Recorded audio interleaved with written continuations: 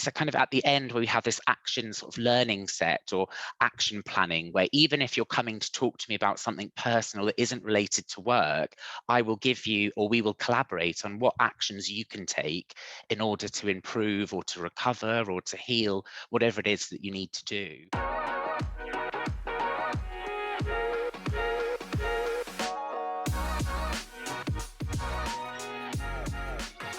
Let's get right into it. Martin, thank you so much for joining me on Nurse Wellbeing Mission podcast. Thank you for having me. Yeah, no worries. So let's dig in.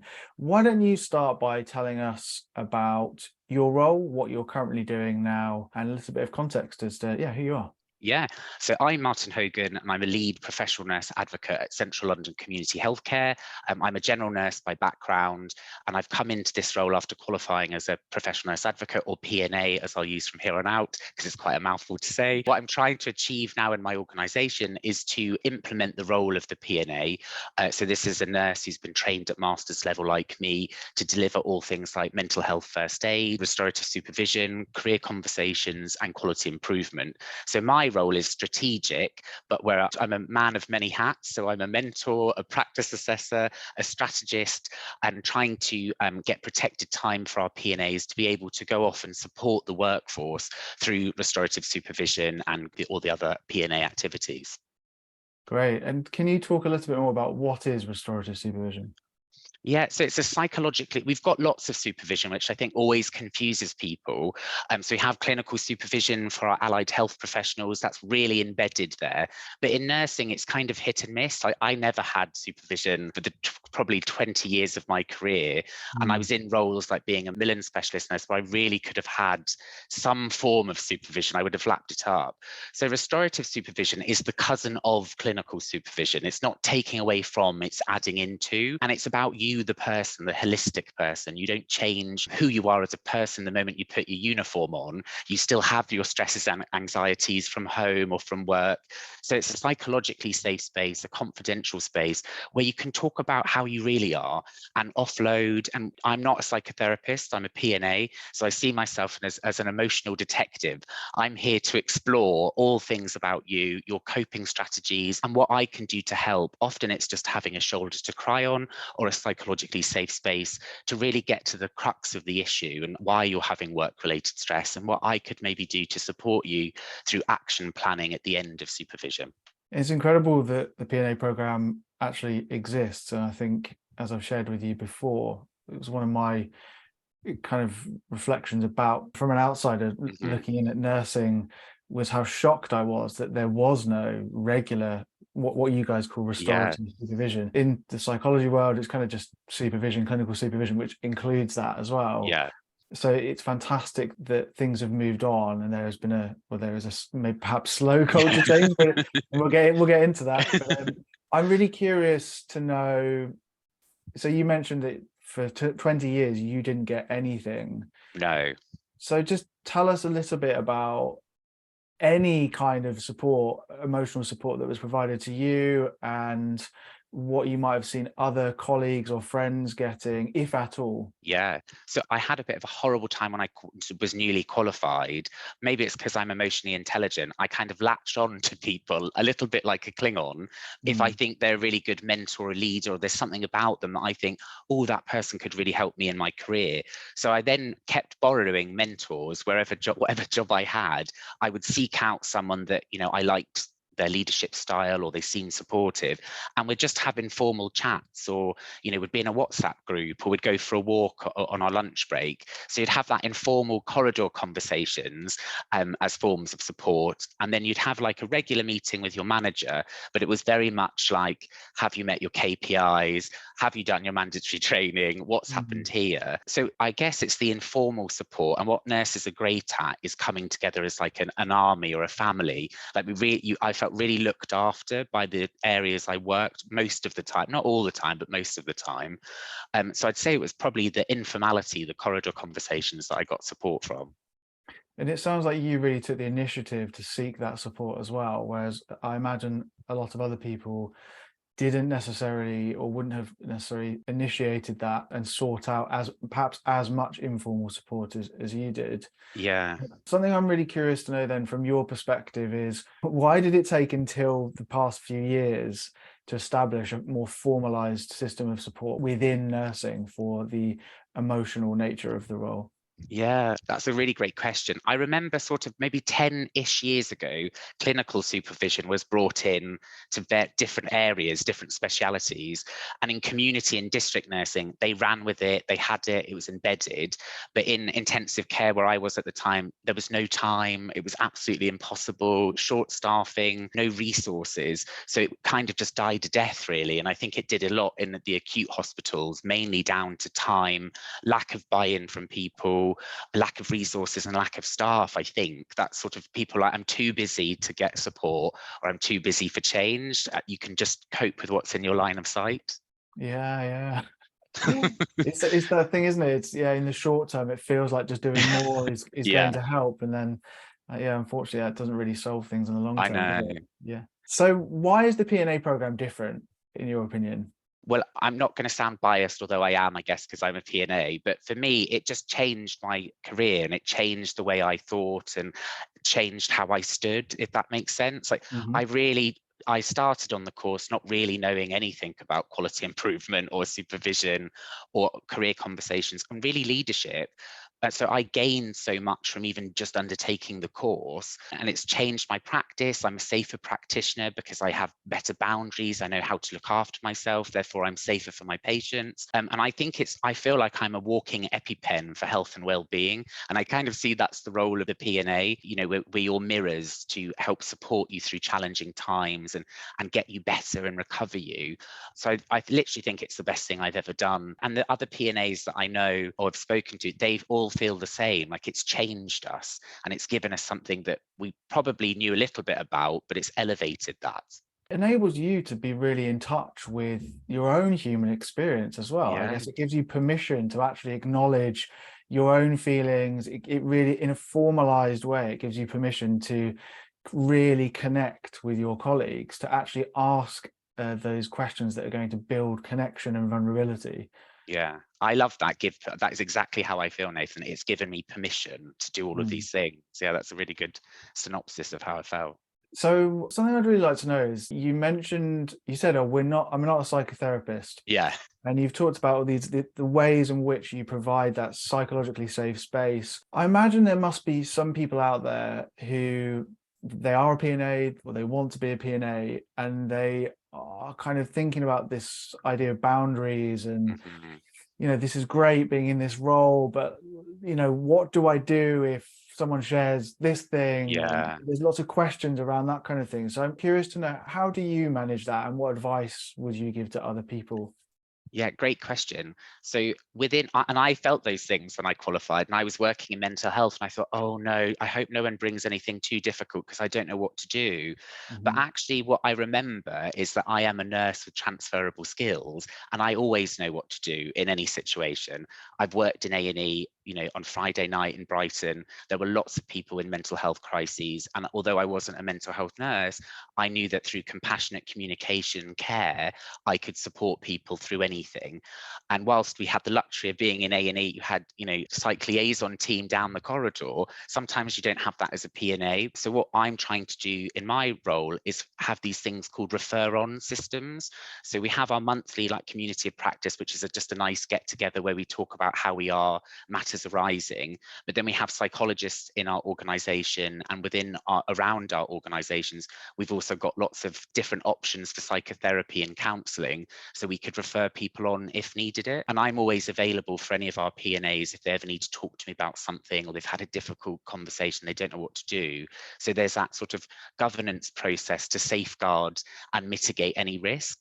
It sounds like it's a nice combination of you trusting in yourself and your own abilities. And I guess coming back to that, the basics of connection, right? Is that, Yeah, you trained as a nurse, and yes, of course, these other technical skills. But the main thing is, you actually work with human beings. And, yeah, if you just fall back on that compassion, then things are going to be okay. And as well as having these other systems of support which sound extremely sensible and necessary, that help protect you and will help protect other people when they feel kind of a bit out of their depth, and Yeah. to help someone move on somewhere else that's a bit more specialist. Yeah, absolutely. And it's much needed as well. I think it just reduces the anxiety from PNAs. Yeah, definitely. Yeah, because I mean, I think I shared this when I came on the call with you guys. You know how when I first trained as a, as a clinical psychologist, first time you're learning to do therapy, you know, even though you sort of know that you've got good people skills, you've got emotional Yeah, intelligence, but suddenly the responsibility of being in a session, and I think it's part of it's that is putting pressure on ourselves, yeah, putting pressure. Oh my goodness, I've got to fix everything. And I think when you get into that kind of mindset, that's when you start to worry and you start to not be present with the hmm, person. And actually, often empathic listening is really all someone needs to begin with, to feel heard, understood, to feel safe. And once you do those basics, you can make transformation with someone in yeah, that. But, you know, at least calm someone and get them in a state in which you can then start to problem solve, perhaps, which you guys are exactly. obviously great at. Yeah, exactly. All right, so I'd love to know a little bit more about the structure of the sessions. I know you've mentioned there's these different aspects of things, but for you, when you're running a PNA session, do you have like, you know, a kind of agenda of how you run them, or are they quite flexible? Just talk me through what it kind Yeah. of looks like. Absolutely. So I am not a very formal person, but in my role, I've become very formal. I have the ability to be very creative. So if you want to have a formal restorative supervision session, we've got a referral form on a QR code, and you can pick what PNA activity you want to have before you come to the session. And we might have sort of 45 minutes of delivering the supervision where the first 10 are boundary setting and contracting. And then it's lovely because then it's over to you to talk about how you are, how you really are, and I Yeah. might ask some explorative questions, but I'm not doing all the talking, which was a very hard skill for me to learn not to do as a nurse, as a fixer in the beginning. But Yeah. I've become quite a master with silence and pausing. And then it's a kind of at the end where we have this action sort of learning set or action planning, where even if you're coming to talk to me about something personal that isn't related to work, I will give you, or we will collaborate on what actions you can take in order to improve or to recover or to heal, whatever it is that you need to do. So that's the formal side of it. Whereas the informal, because I work in a massive organization, it's geographically huge, like Hertfordshire, everywhere in London. I invented like informal models of practice. So I'm quite a child and I have quite playful imagination. So we've got the walkie-talkie model of community PNA activity, which is where I just walk a district nurse to their next visit for 20 minutes. And we just sense check and do a well-being check of how they are, how they really are. They go off to see the patient. I go off into some coffee shop and get my laptop out, and then I meet them for the walk back. And it's just to give them, because people have said to me, I don't have time, Martin. Like, I'd love to do all this stuff, but I don't have time. So I've kind of invented time that they already have. So the walk to their next patient, they have to do anyway. They're not doing any clinical work. So it's completely informal and trying to adapt to the needs of the workforce. I think that's absolutely incredible. And I think, you know, we need to see more of that within mental health in general. I know there are some quite innovative ways. And of course, like digital mental health interventions have obviously proliferated in the past 20, 30 Mhm. years.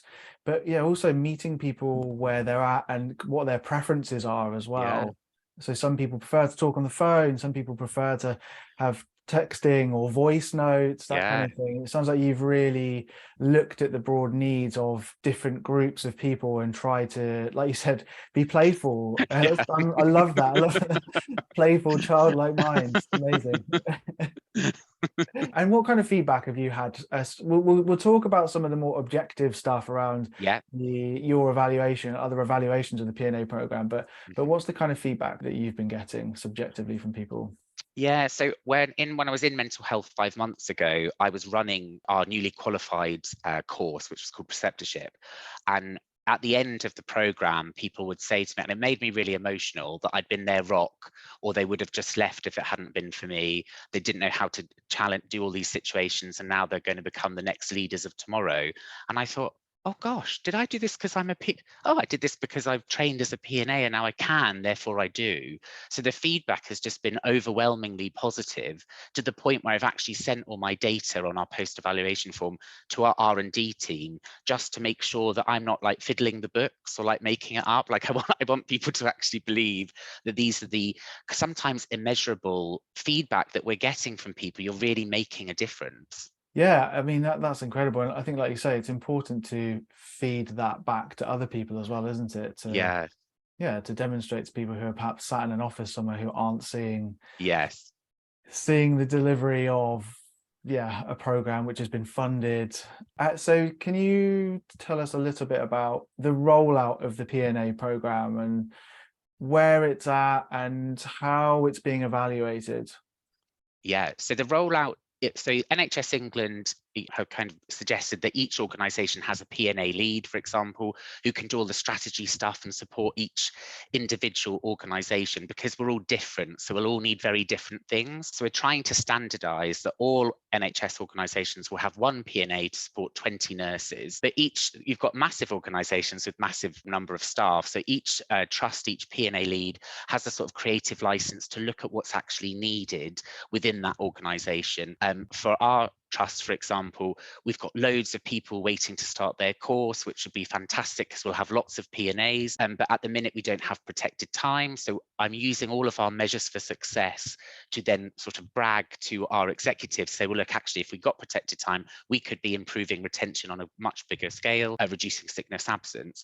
So I think lots of organisations are very far ahead. They've got protected time. They're doing a wonderful work, but everyone's sort of at a different step in their journey, which is fine, and that's completely fine and acceptable. And I know that NHS England are doing or have done recently a massive piece of research to evaluate the impact on what PNAs are doing to support the workforce. So there was a big research piece published by Dr. Liz Lees-Doit, and that can be found on NHS Futures. And it's really, everything that we know to be true, that by having that psychologically safe space, you're improving people's mental health and ability to cope, and therefore reducing their sickness absence. Amazing. And what do you see as the main challenges to mass rollout of the PNA program? So it's really interesting, because I was a little bit like, a giddy school child coming into this role thinking this will be easy. This is all I've got to focus on. But I've met with quite a bit of resistance, and actually it's resistance from people that I found quite surprising, which is actually the nursing workforce. And I thought, no, you can't be resistant, because I'm trying to do this for you to help you. Now, it's not because they find me really annoying. It's because they're not in the space where they feel that they would benefit from supervision, or they don't trust me yet because I'm new, or they don't really see the benefit of why we would do quality improvement or having career conversations.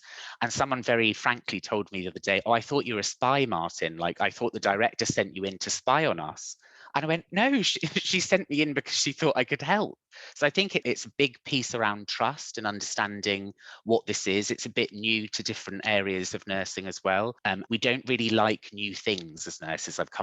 We say we love change, but we don't really like change because it feels like something else. In an already busy environment with a lack of resources, to then, I suppose, change occupies headspace to think about a new thing, to learn a new skill, Yeah. make space for something when Yeah. the grind of the day-to-day job is just so Exactly. intense and stressful. Yeah. I can really understand that. I think it does, and there is truth to that, isn't there? Like, change Yeah. does require effort, but I guess it's on the other side of the effort is the growth and the potential improvement in well-being, or whatever it is, in performance for the team or the service. Yeah. Absolutely. And it's really interesting when the people that were saying this really useful intelligence to me, they said, oh, Martin, I do actually feel burnt out. And I said, I know, because you're not getting what I'm trying to sell to you. I get that. I get you're burnt out. That's why I'm here. But and I just think back to days that I have been burnt out, when anyone said to me, oh, there's something new that might help. I was like, no. I'll go back to my own coping strategies, which are rubbish. But this is what I know, and this is where I feel comfortable. So I'm interested, because it sounds like you've been talking to people who are in positions of leadership around this. Have you noticed resistance from particular types of people? So, for example, people who might be, I don't know, perhaps a bit older or more senior compared to younger, perhaps new graduates. Yeah. What does that look like? Yeah, that is such a good question because it's so true. So people who, the older sort of nurses who've been around a bit longer in the organisation have said to me, oh, we've done something like this before. We had that rollout of clinical supervision. It didn't work. So this isn't going to work either. Yeah. And I was like, oh, well, just give it a go. We'll see. But the younger nurses, the TikTok generation, I call them, they all say to me, oh, no, I get this. I've seen it on TikTok. I've seen it on something. Like, I understand what it is. And actually, can I have some? So I think there's such a need and an acceptance from the younger generation of like, actually, I need support and I will ask for it. Whereas my generation, it was kind of forbidden to ask for help. You just had to get on with it. So you then inherit the other generations just toughen up. And that's not healthy and that's not helping retention.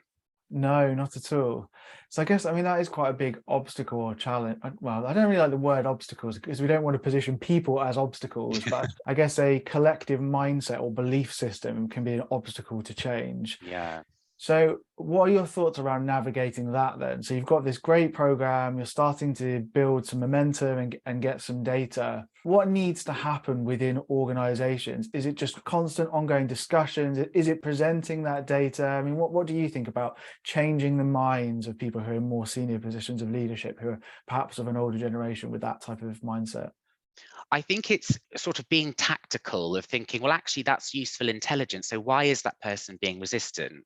So now I'm, expert in quality improvement, and in quality improvement, you have to ask yourself why 3 times to get to the Right. crux of the issue.